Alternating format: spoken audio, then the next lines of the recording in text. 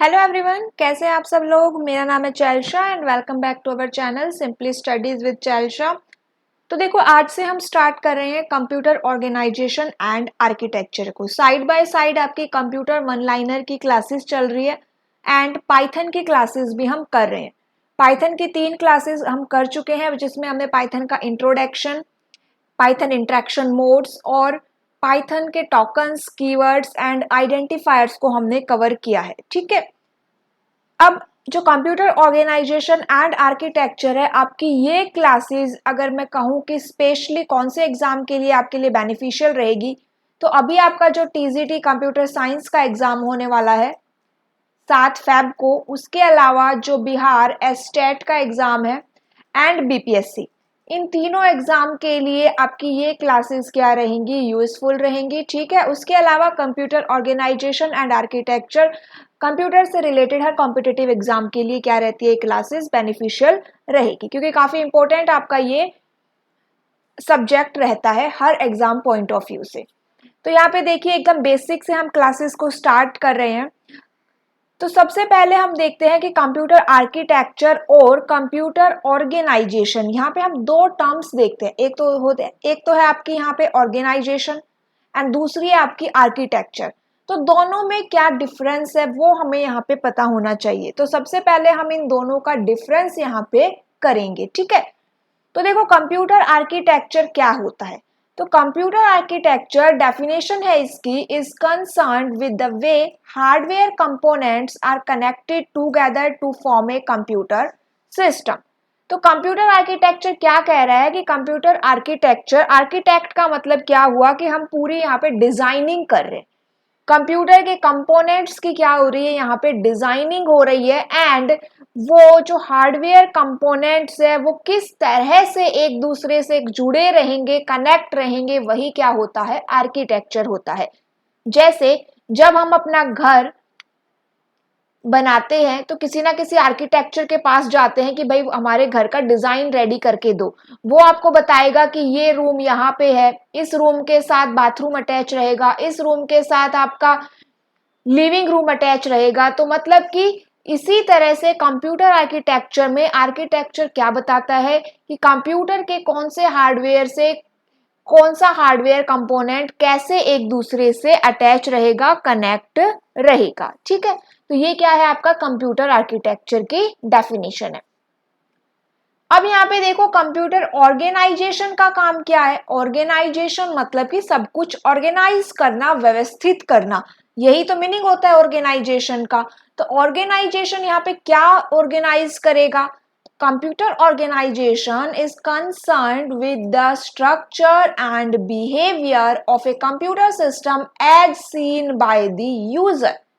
यहाँ पे ध्यान रखना, जो कंप्यूटर आर्किटेक्चर है उसमें यूजर का कहीं कोई रोल नहीं हो रहा है, लेकिन कंप्यूटर ऑर्गेनाइजेशन में यूजर को कैसे दिखाई दे रहा है आपका कंप्यूटर सिस्टम, वो यहाँ पे ऑर्गेनाइज हो रहा है। मतलब आपके कंप्यूटर सिस्टम का स्ट्रक्चर कैसा है, कैसा दिखाई दे रहा है, उसका बिहेवियर कैसा है, इन सब बातों का ध्यान किसमें रखा जाएगा, कंप्यूटर ऑर्गेनाइजेशन में। ठीक है, नेक्स्ट पॉइंट यहाँ पे देखिए, computer architecture it acts as an interface between hardware and software. ठीक है, and computer organization deals with the components of a connection in a system. इतनी बात हमें समझ में आई कंप्यूटर आर्किटेक्चर एंड ऑर्गेनाइजेशन के बारे में। अब यहाँ पे जो नेक्स्ट मेन पॉइंट आता है वो है कि जो कंप्यूटर आर्किटेक्चर है वो यहाँ पे helps us to understand the functionality of a system. किस में हेल्प कर रहा है, आपकी सिस्टम की फंक्शनैलिटी को, क्या फंक्शन है उसके, उसको समझने में हमारी हेल्प करता है। Computer organization tells us how exactly all the units in a system are arranged and organized. देखो, सिंपल सी बात है, आर्किटेक्ट में आप क्या कर रहे हो, उसकी डिजाइनिंग कर रहे हो, उसकी फंक्शनैलिटी वहां पे है। ठीक है, डिजाइनिंग एंड फंक्शनैलिटी आपकी कहाँ चली गई, आर्किटेक्चर में चली गई। एंड कंप्यूटर ऑर्गेनाइजेशन में आपका क्या हो गया कि आप उसका स्ट्रक्चर, उसका बिहेवियर कैसे ऑर्गेनाइज कर रहे हो, कैसे अरेंज कर रहे हो, कैसे इंटरकनेक्ट है वो सब, वो सिस्टम एक्चुअली में कैसा दिखाई देगा एज यूजर के को, तो ये सब कहाँ पे आपका कंप्यूटर ऑर्गेनाइजेशन में है। ठीक है, अब यहाँ पे कंप्यूटर आर्किटेक्चर में क्या क्या आता है, तो a programmer can view architecture in terms of instructions, addressing modes and register, whereas organization expresses the realization of architecture. ठीक है, while designing a computer system architecture is considered first. जब भी एक कंप्यूटर सिस्टम को design किया जाता है तो सबसे पहले क्या करते हो, जब भी एक घर हम बनाते हैं तो सबसे पहले उसका डिजाइन तैयार करते हैं, उसका आर्किटेक्चर हम बनवाते हैं ना, उसके बाद उसका डिजाइन तैयार होने के बाद हम उसको घर को बनाना स्टार्ट करते हैं, उसकी ऑर्गेनाइजेशन स्टार्ट होती है। तो इसीलिए पहले आर्किटेक्चर आता है, आर्किटेक्चर के बेस पे क्या आती है, उसकी ऑर्गेनाइजेशन आती है। Computer architecture deals with high level design issues, computer organization deals with low level design issues. Architecture involves logics, instruction set, addressing mode, data type, cache, optimization. Optimization involves physical components, circuit design, adder, signal और peripherals. ठीक है, तो ये क्या था, हमारे कुछ difference थे computer architecture and computer organization के बीच में। कोई भी अगर आपको डाउट हो तो आप कमेंट करके पूछ सकते हैं। ठीक है, नेक्स्ट यहाँ पे आता है हमारा जनरल सिस्टम आर्किटेक्चर। देखो अभी जनरल सिस्टम आर्किटेक्चर को समझने से पहले आपको कंप्यूटर की एक बेसिक नॉलेज होनी चाहिए। उस बेसिक नॉलेज में जो कंप्यूटर का ब्लॉक डायग्राम होता है ना, जो हम रेगुलरली हर क्लास में देखते भी हैं, जब भी आप कंप्यूटर स्टार्ट करते हो तो आप उस ब्लॉक डायग्राम को देखते हो कि यहाँ पे इनपुट यूनिट होती है, यहाँ पे आपकी आउटपुट यूनिट है, ये मेमोरी यूनिट है, ये सीपीयू है, ये सीयू है, एएलयू है एंड यहाँ पे रजिस्टर है। इनपुट यूनिट का काम इनपुट देना, आउटपुट यूनिट का काम आउटपुट लेना एंड मेमोरी यूनिट का काम होता है स्टोर करना, सीपीयू का काम होता है प्रोसेसिंग करना, सीयू क्या करता है कंट्रोल एंड कोऑर्डिनेट करता है, एएलयू क्या करता है आपके अर्थमेटिक लॉजिक जो में मैथमेटिकल कैलकुलेशंस वो परफॉर्म करता है, रजिस्टर क्या करता है एक स्टोरेज यूनिट है। ठीक है, तो ये आपको एक बेसिक फंक्शनैलिटी पता होनी चाहिए कंप्यूटर के बारे में कि एक्चुअली में वो प्रोसेसिंग परफॉर्म कैसे हो रही है। पहले इनपुट जा रही है, फिर प्रोसेसिंग होती है, फिर आउटपुट होती है, तो ये एक साइकिल है, इनपुट प्रोसेसिंग आउटपुट स्टोरेज। ठीक है, इतना समझने के बाद फिर हमारा जो नेक्स्ट आता है वो है आपका जनरल सिस्टम आर्किटेक्चर। इस ब्लॉक डायग्राम को मैंने यहाँ पे मेंशन नहीं किया है क्योंकि ये ऑलरेडी हम काफी बार डिस्कस भी कर चुके हैं।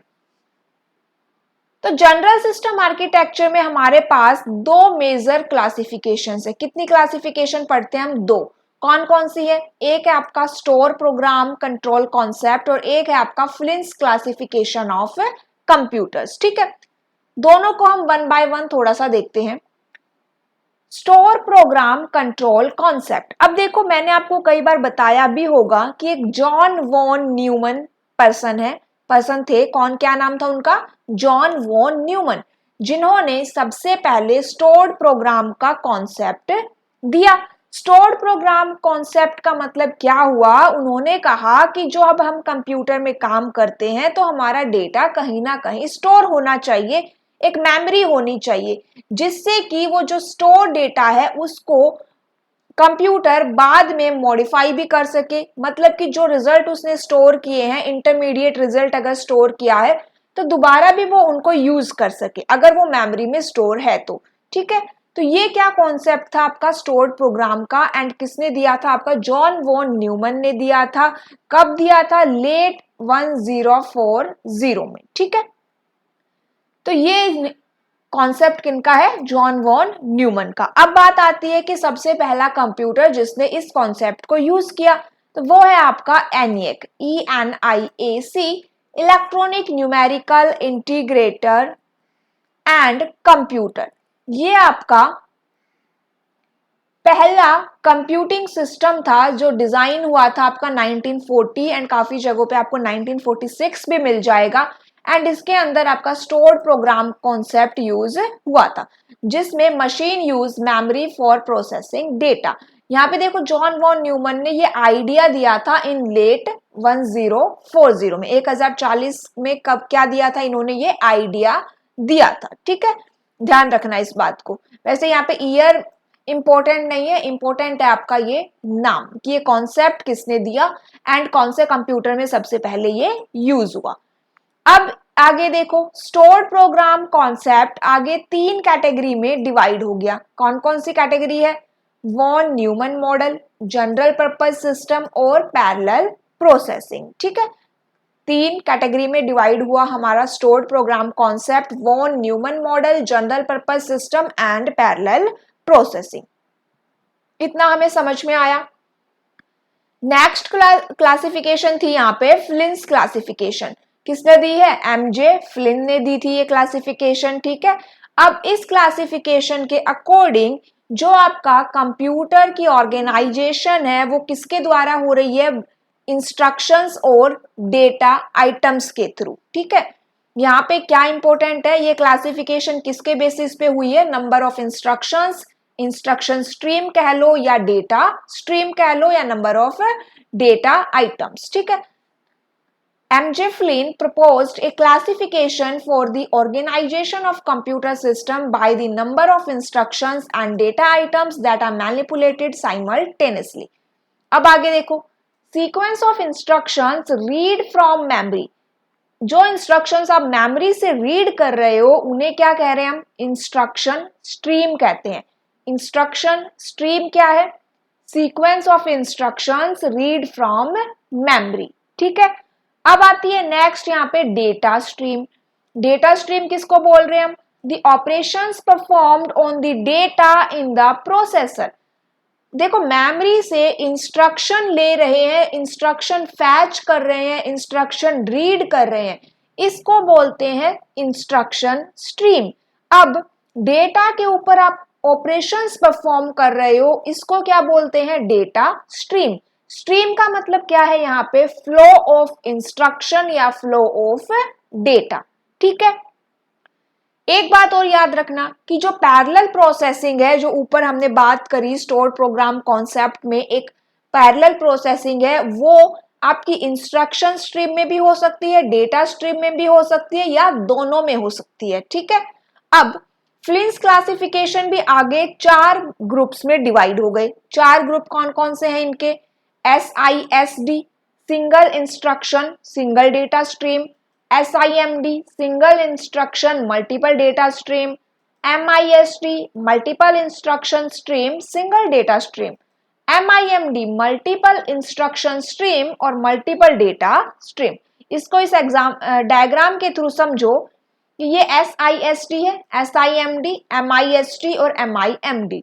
यहाँ पे हमने डेटा स्ट्रीम मेंशन किया है, यहाँ पे हमने instruction stream, single data stream and single instruction stream. क्या है इसमें, यूनी प्रोसेसर्स होते हैं। ठीक है, SIMD multiple data stream, single instruction stream, vector processor और पैरेलल प्रोसेसिंग यहाँ पे इंपॉर्टेंट है। MIST में multiple instruction stream, single data stream, pipeline computers यहाँ पे यूज होते हैं।